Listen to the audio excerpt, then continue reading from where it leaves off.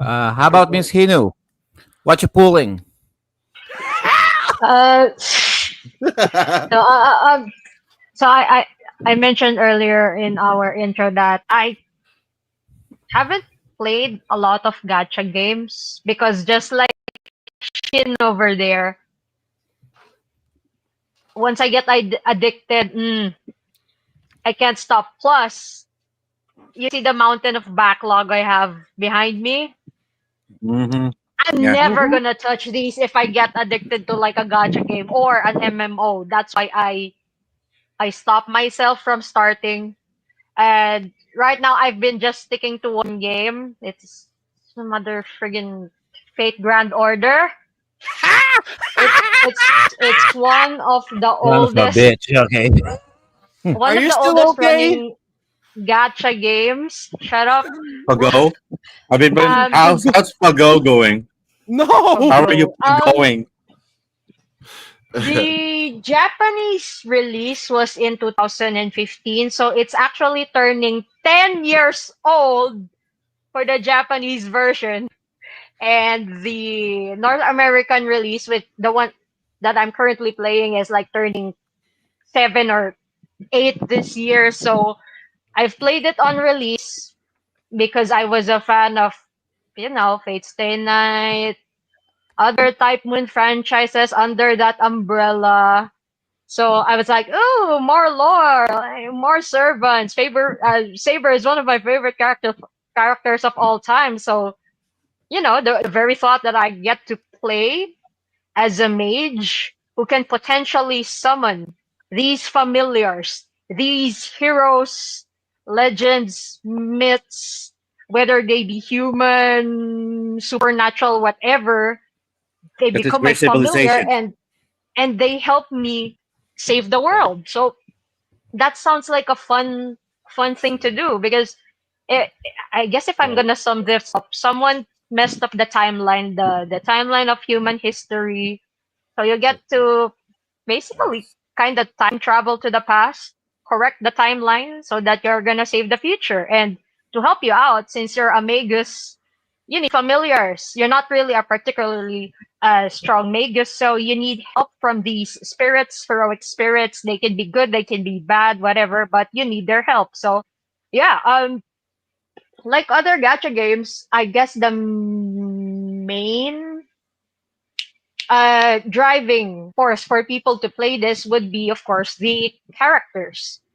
Um, of course, there are the characters that are already well known from the anime and from the spin off games, manga, light novel, and fans of those other Fate franchises come in Yeah. Like good into the civilization, game. right? Very good civilization. Very good And you civilization. know they wanna see their characters. I mean, how can they contribute to like the bigger story, the universe? And I forgot which one of you guys mentioned it earlier. This is also like a fantasy for all fans because you're seeing crossovers from like this Fate series number one and this Fate series number two, and then what's gonna happen if the characters interact with each other and whatnot. So people keep coming for both existing characters and as well as new characters. Now, where's my I have my friggin' notes here.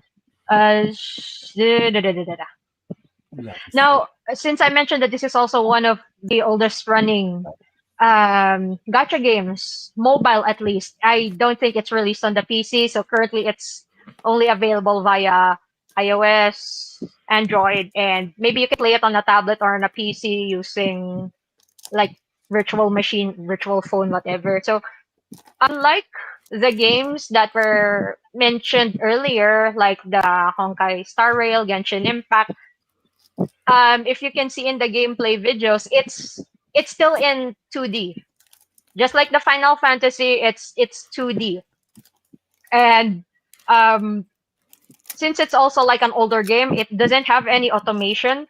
A lot of fans have been um, wishing to have automation for this game, but to anyone who's familiar with the game, I don't think it's something that you can automate because For automation, it's like I guess it can only happen if like all the characters just attack, attack, attack. But here you need to select different types of attacks or whatnot, strategize. So it may be a little bit more complicated to implement automation, or maybe the company is just lazy. I mean, they're still earning big bucks for the game, so if it ain't broke, why fix it, right? What else? Da, da, da, da.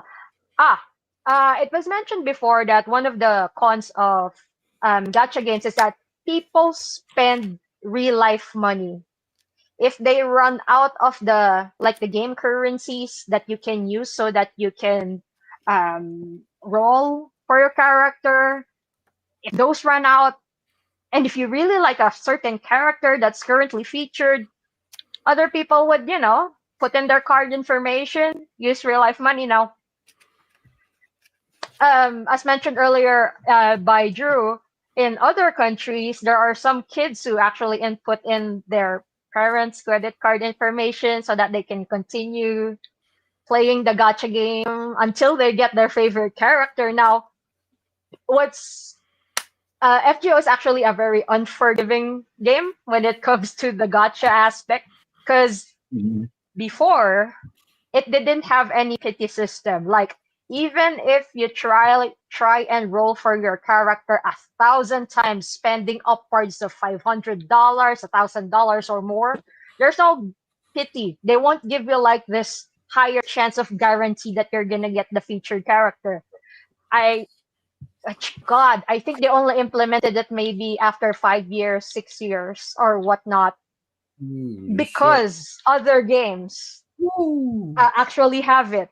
So basically they were forced to have the pity system, and uh yeah, but they know that they can still earn money.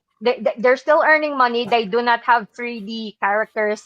They do not have 3D cutscenes, voice cutscenes. It's very very limited. They don't have automation, and yet I saw a post earlier on Reddit, and we have here the revenue monthly report for December 2024 for Gacha games, and one, two, three, four, five.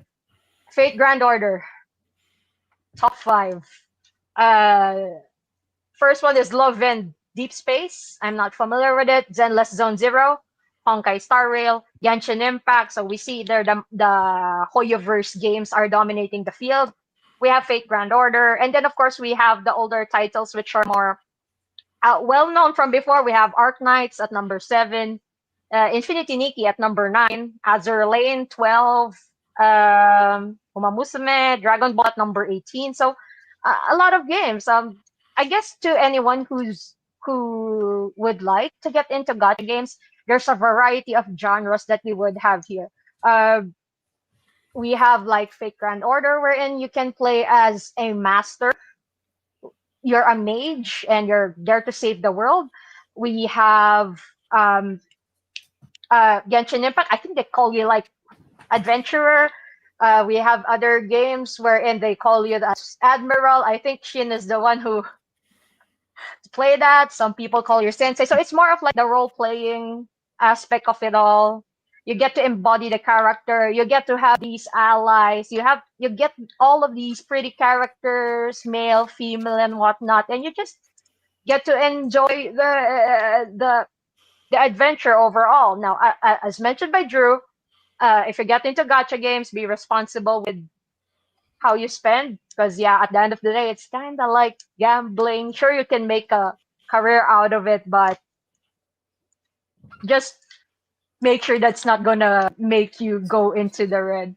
Uh, what else?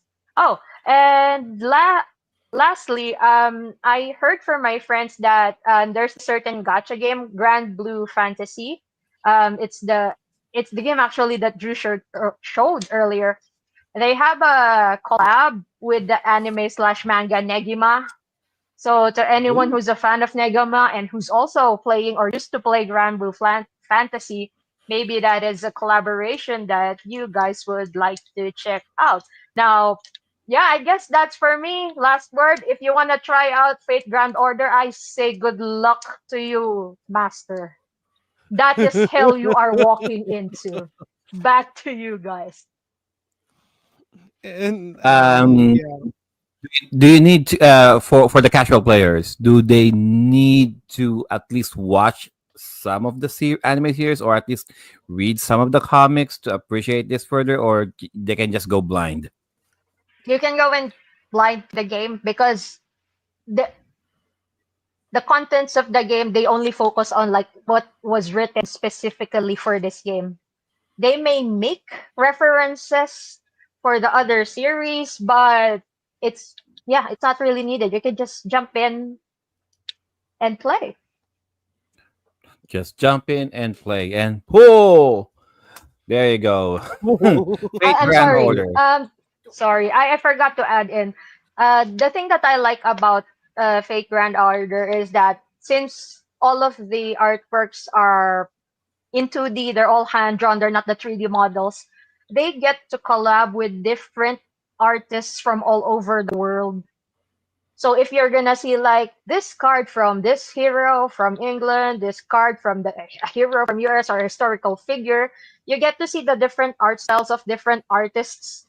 They do not Ah, stick to one style, and I think that that shows variety. I think it really makes things fresh and it gives the community more of like a collaborative spirit. And since we're talking about like the legends from around the world, there are times wherein we get newer storylines. For example, I think we got some stories from India.